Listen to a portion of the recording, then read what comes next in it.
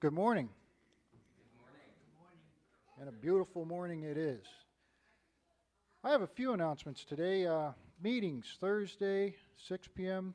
Building and Grounds meeting, and 6:45 is Personnel and Stewardship. And hey, I'd like to welcome Matthew. He's here today. And thanks for your service, Matt. Thank you.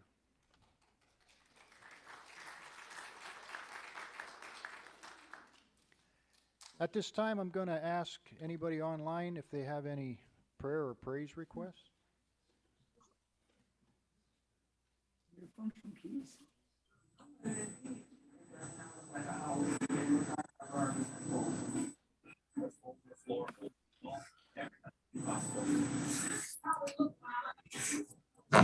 Okay, I don't hear any right now, so I guess we'll start the service.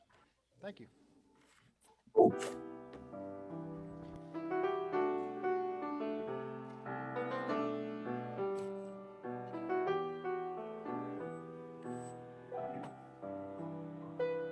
And we've been told there's a lot of health issues. You're going to die in this mess. I don't care.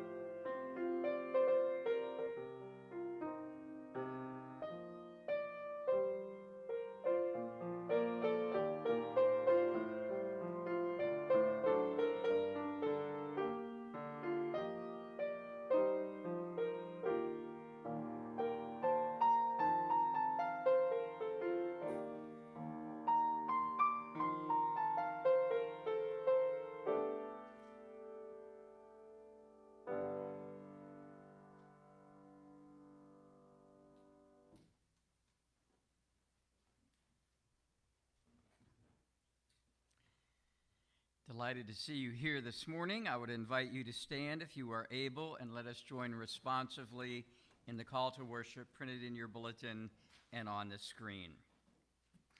This is the place of gathering. We gather to celebrate God's love. This is a place of praise bringing. We praise God for gifts both wonderful and gracious. This is the place of listening.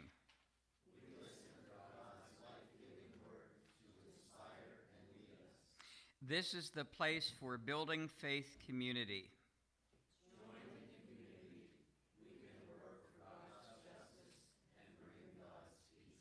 Let us sing joyfully to the Lord, O for 1,000 tongues to sing.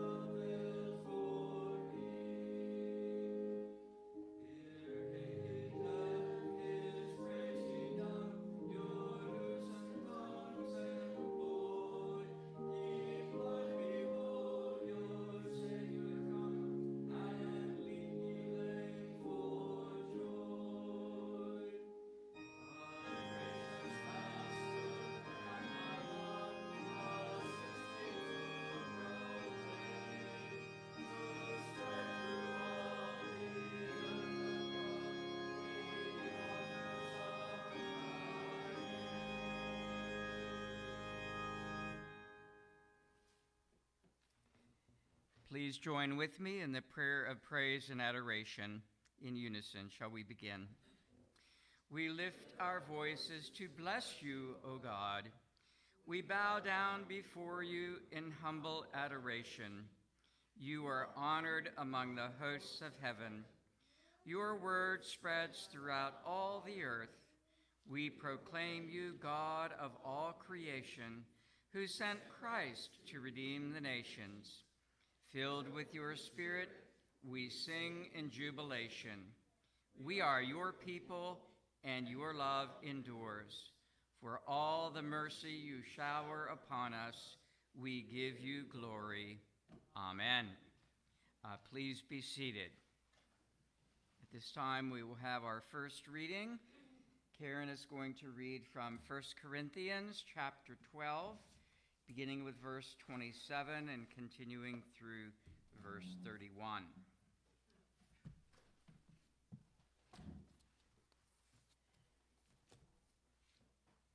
Good morning. Good morning. And now you are the body of Christ and individually members of it. And God has appointed in the church first apostles, second prophets, third teachers, then workers of miracles, then healers, helpers, administrators, speakers in various kinds of tongues. Are all apostles? Are all prophets? Are all teachers? Do all work miracles? Do all possess gifts of healing? Do all speak with tongues? And do all interpret? But earnestly desire the higher gifts, and I will show you a still more excellent way. May God bless to our understanding this reading from his holy word. Thank you, Karen. And now the gospel lesson is taken from Luke chapter 13, verses 22 through 30. Hear once again God's holy word. Jesus went through one town and village after another, teaching as he made his way to Jerusalem.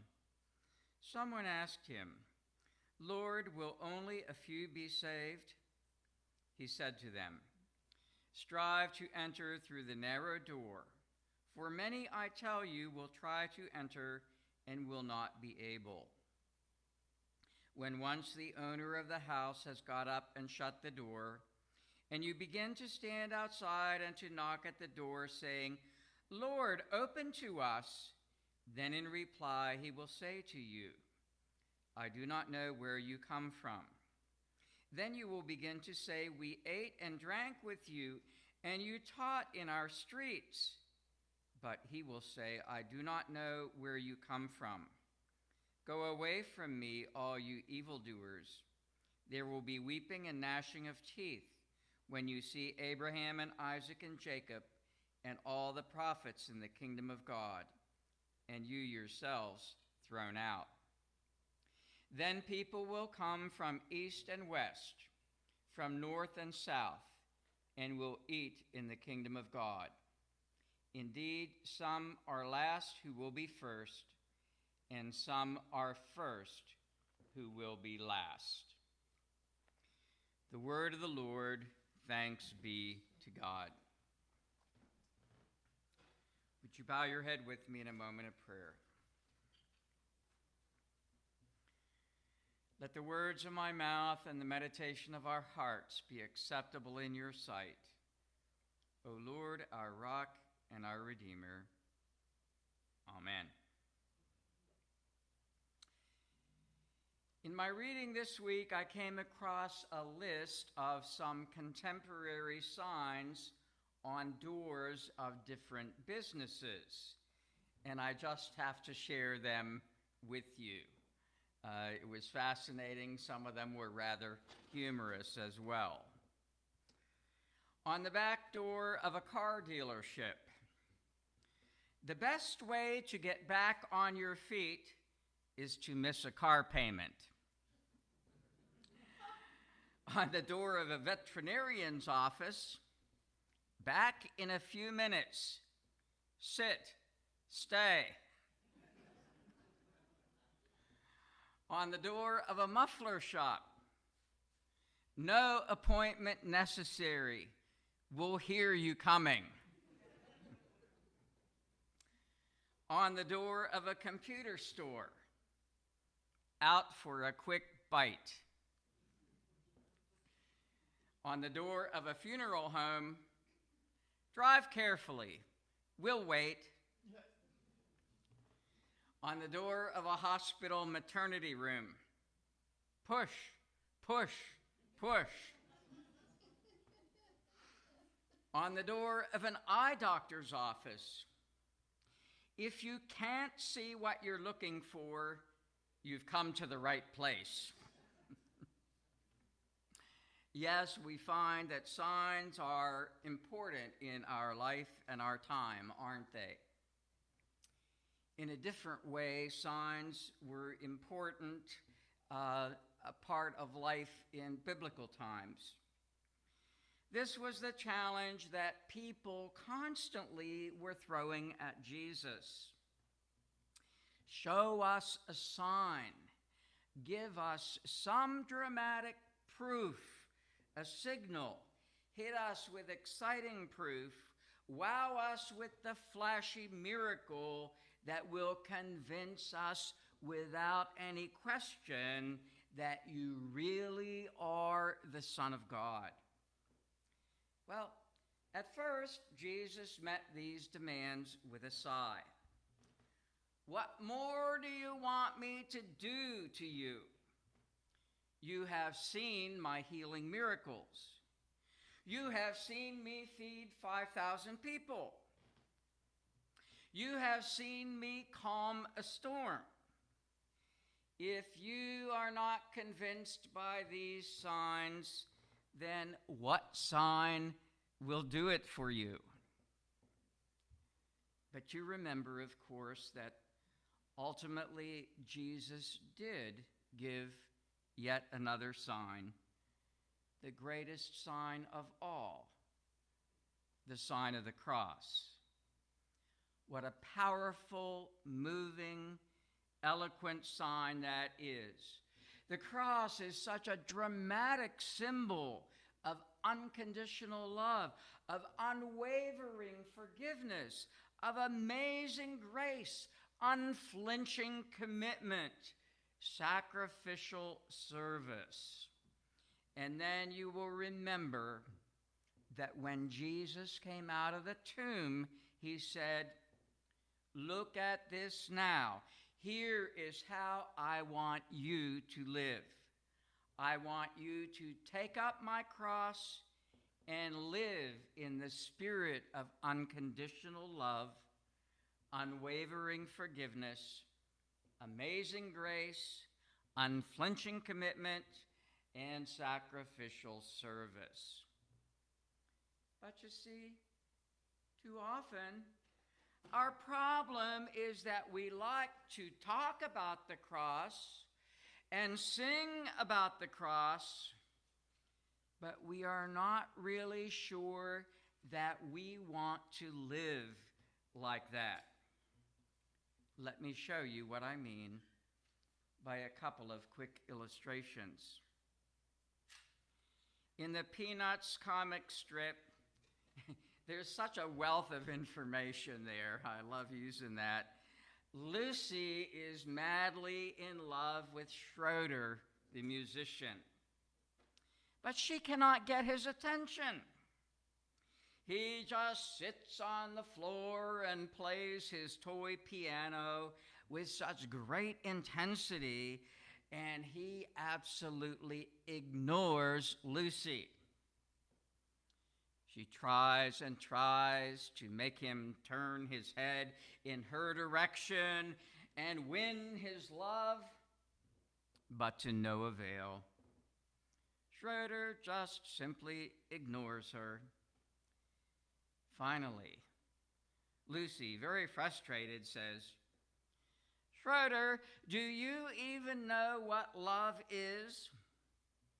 Well, abruptly, Schroeder stops his piano playing.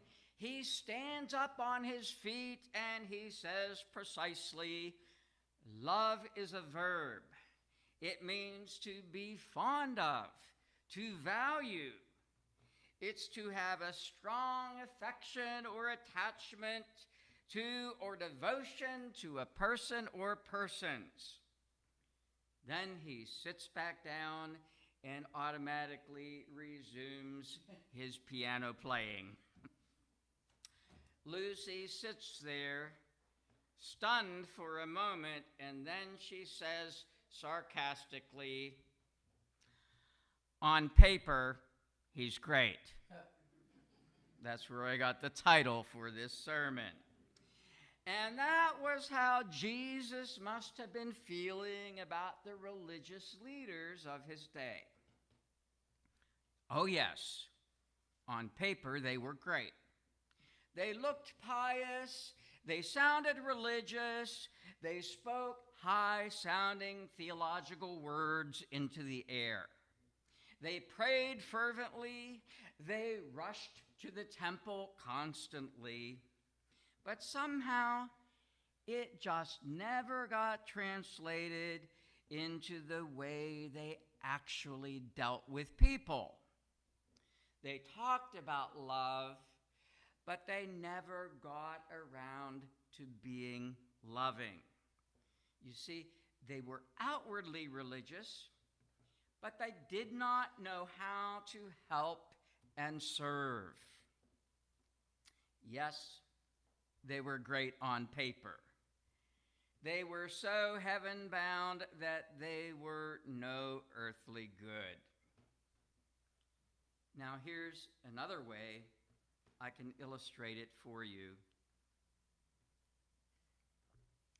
I think back a number of years how one day I was sitting in my office diligently working away on a sermon on the theme of loving people. I was really into it, and I felt like I was making such good progress on this sermon. But the phone rang, and I was hoping it was not going to be a long interruption, and I especially hoped that it was not going to be another annoying telemarketer. Whatever the case, I wanted this to be brief so I could get back to this sermon that was going to really be a masterpiece on how to love people. Well, on the other end of the phone was an emotionally distraught voice. I knew that this person had been crying. It was the mother of a young woman who was killed in an accident in front of the church that I was serving. I talked with her on the phone for over an hour, and I ended our conversation by praying with her on the phone. And when I did finally get back to my sermon, I felt ashamed of my attitude of not wanting anybody to bother me while I was doing what I considered to be of ultimate importance. Where I realized that talking a good game is just not enough. Only when our creeds are translated into deeds are they worth anything. I might come up with a masterpiece on loving people, but if I wasn't actively involved demonstrating love in action to people myself, or if I felt I had to wait for it to fit into my schedule, or when it was convenient for me, then it really wasn't love at all. It was only a noisy gong or a clanging cymbal. In honesty, I have to admit the temptation is always there. The temptation to forget that we as Christians are foremost servant people. There is the temptation to look great on paper, but not to translate it into our creeds and deeds. That kind of religion was a turnoff for Jesus, for sure. That's why he said, by their fruits you will know them. In other words, by their acts of love, not by their pious phrases or their public display of religiosity. Matthew 7:21 reminds us, not everyone who says to me, Lord, Lord, will enter the kingdom, but only those who in faith imitate God's loving ways. So often in the parables, the key question that is asked is this: how did you treat your neighbor? That's what really separates the sheep from the goats. Active love is the sign of discipleship. Active love is the emblem of faith. Active love is the key to the kingdom. And that's what Jesus said repeatedly in the Sermon on the Mount. And in doing so, Jesus had a dramatic warning. In effect, he was saying, it's not enough to just talk a good game. It's not enough just to be religious. As Christians, we are called upon to imitate his sacrificial love. We are called to be his servants, to live in his self-giving, helping, healing spirit, to accept his love in faith, and then to pass it on to others. But I still need to make this even more specific. I believe we are called to be servant people. We are always tempted to be selfish. We are even tempted to be religiously selfish, to cry out, what's in it for me? And to think only of saving our own skins, to see faith as nothing more than an insurance policy for another day. Occasionally, I've seen a bumper sticker that always seems to trouble me. It says, warning, in case of the second coming, this car will be left driverless. That kind of bothers me. That kind of holier-than-thou attitude turns me off. I've got something that you don't have. bully for me and tough for you. What kind of religion is that? It's not what Jesus had in mind. That kind of religious arrogance upset him and drew his strongest rebukes. I read a true story in an old guidepost magazine about a man who was hiking in the mountains. He was surprised by a rather sudden snowstorm and quickly lost his way. Since he was not really dressed for the frigid weather, he knew that he needed to find shelter quickly or he would freeze to death. Even with all his best efforts, time was slipping by, and his hands and feet were starting to become numb. He knew that time was getting short, and just then, he literally tripped over another man who was almost frozen to death. Well, this hiker had a very hard decision to make.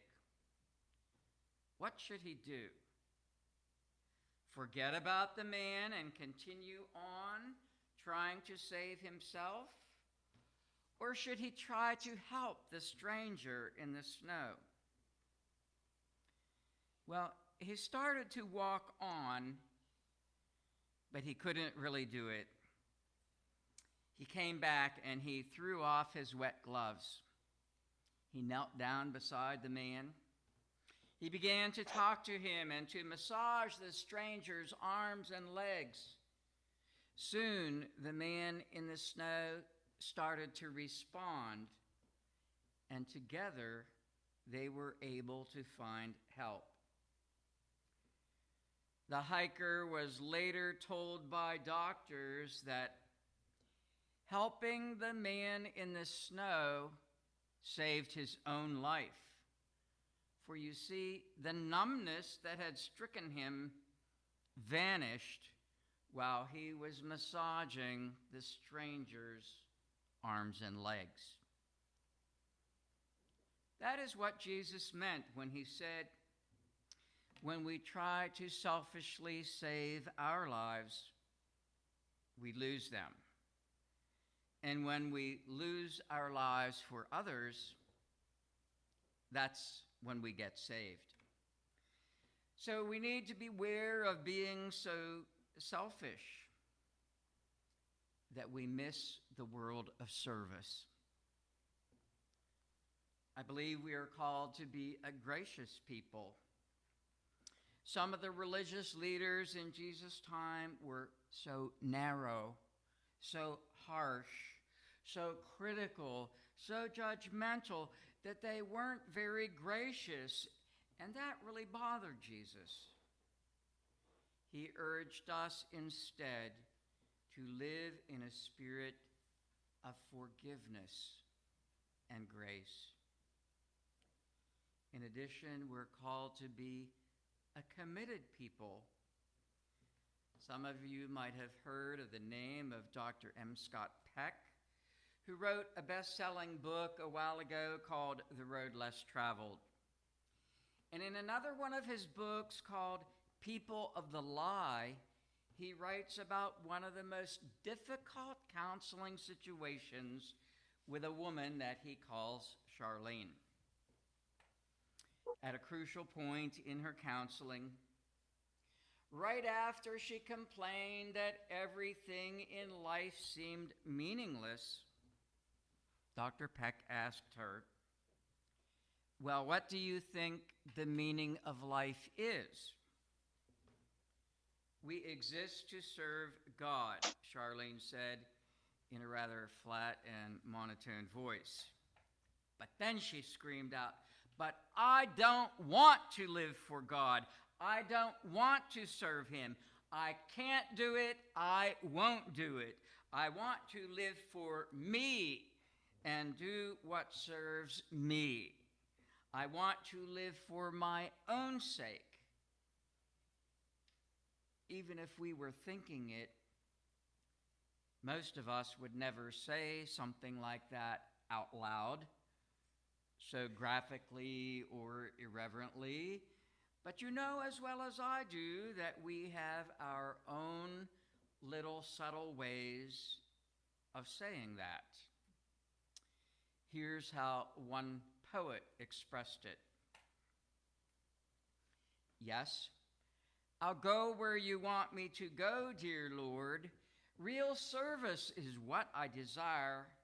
I'll say what you want me to say, dear Lord, but don't ask me to sing in the choir. I'll say what you want me to say, dear Lord. I like to see things come to pass. But don't ask me to teach boys and girls, dear Lord. I'd rather stay in my class. I'll do what you want me to do, dear Lord. I'll yearn for the kingdom to thrive. I'll give you my nickels and dimes, dear Lord, but please don't ask me to tithe. Yes, I'll go where you want me to go, dear Lord. I'll say what you want me to say, but I'm busy now with myself, dear Lord. I'll help you, but some other day. Don't procrastinate. Don't make any more excuses. Yes, God has a job for you. God has a special task for you. God has a ministry for you. God has a unique place of service that only you can fill. If you will listen carefully and closely, you can hear him calling your name. You can say with the hymn writer, "Here I am, Lord. I hear you call. So go with me, Lord, and help me to take up my cross and serve you well. Here I am, Lord. Deliver me from selfishness. Enable me to turn my life around. Help me to be your servant. Help me to be gracious. Help me to be committed to you. May it be so today. Amen.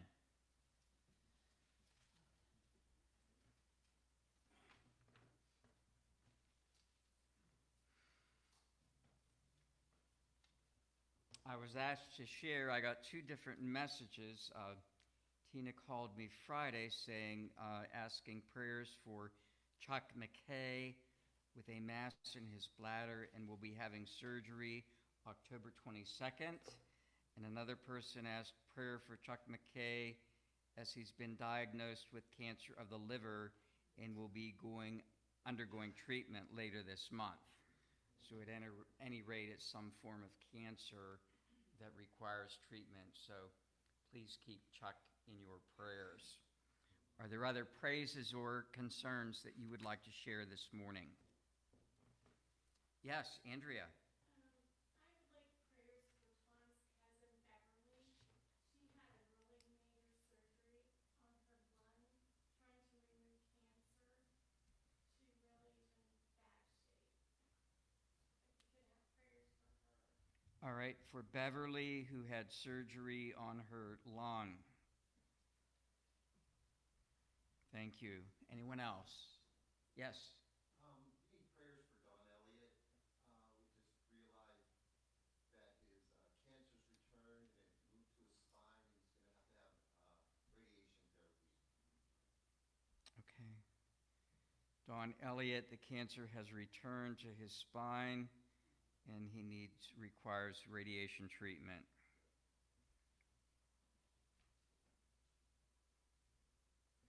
Are there others? Yes, Jeff? I have my youngest brother, Ken. He's tested positive for prostate cancer, and he has to go for a PET scan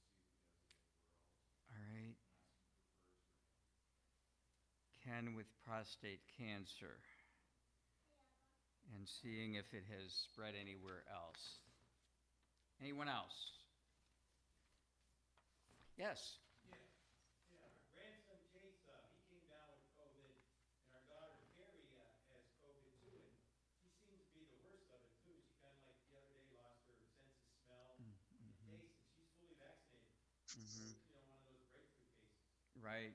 Yeah, those happen too, and that's why, since I'm still taking care of young grandchildren, I try to be so very careful, and it's difficult.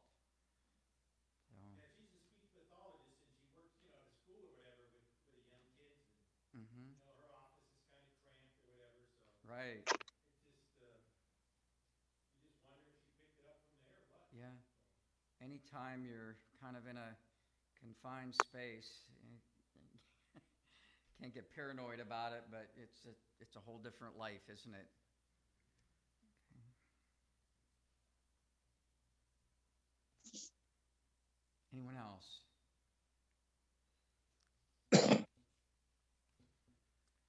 Let's remember also it has on our bulletin our connectional system, Garen Smith and Bill Mills, who are both pastors in the Lake Erie Presbytery. So try to remember those connectional things too. And also that today's chancel flowers in memory of Russell Faribaugh, given by Karen. So,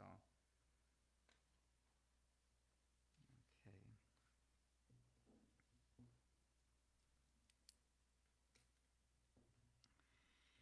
Dear Lord, you showed yourself in Christ, our humble Savior, to be a servant of God. And you call us also to be a servant people, servant to the whole world. Lord, show us how we can serve your world. In Christ, you showed yourself servant God to those in need. You fed those who were hungry in body and soul, and you taught your followers to do the same. Lord, teach us how we can serve the needy. In Christ, you showed yourself servant God to the ill and distressed. You gave healing and comfort, and you have given the spirit of healing love to your followers. Lord, show us how we can serve the sick and the sorrowful, how we can pray faithfully for them, how we can send a card and we can affirm them in love.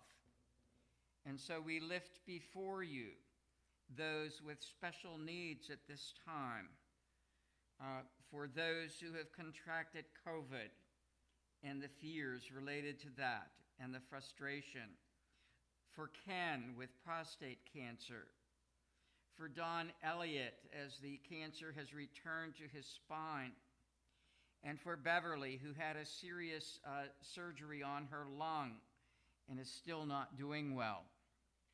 We pray for Chuck McKay as he has this cancer condition and will be facing surgery later in October. We remember all these others, Lord, that are on our printed prayer list. You know each and every circumstance and their specific needs. We know that you are the God of more than enough, and so we commend them, each one, into your loving care.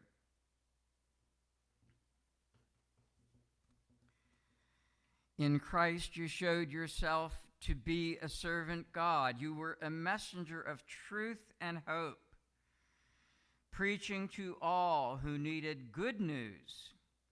And by your Spirit, you founded the church that the gospel might be passed on for all time.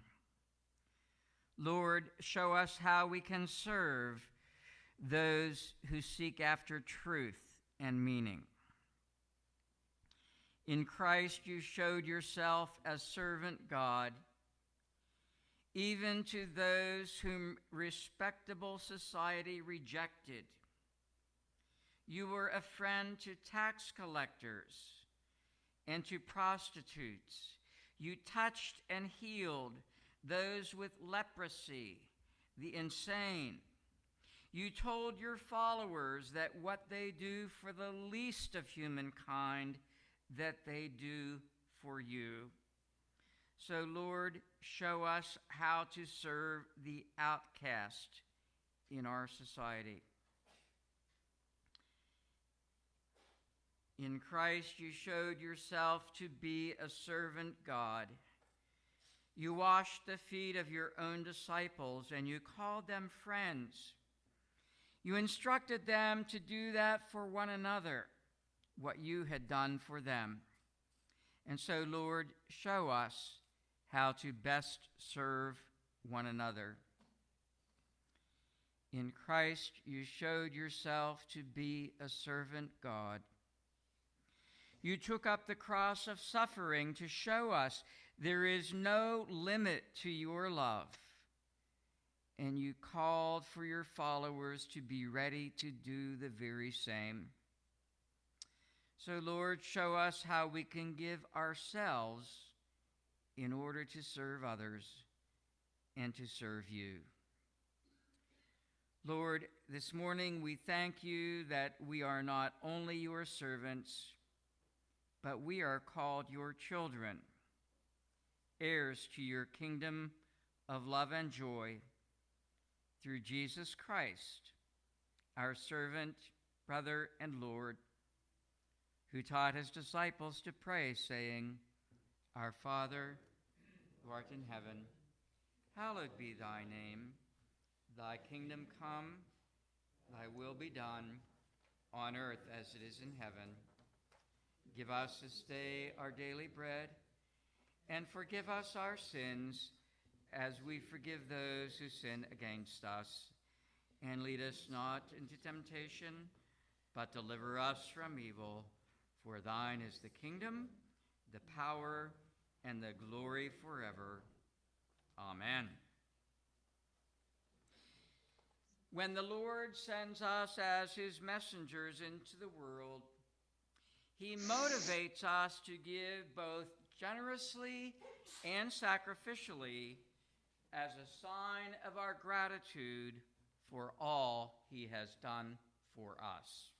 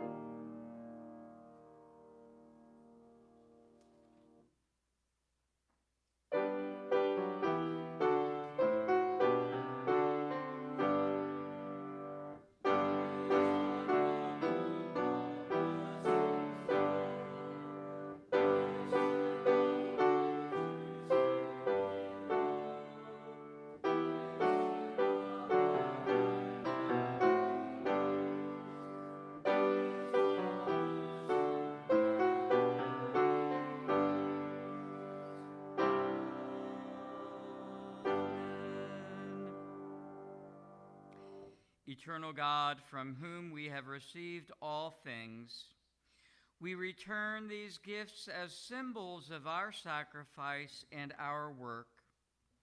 Intensify our sacrifice and consecrate our work, so that your will may be done on earth as it is in heaven. Amen. I would invite you to remain standing as we sing together, Living for Jesus. Jesus.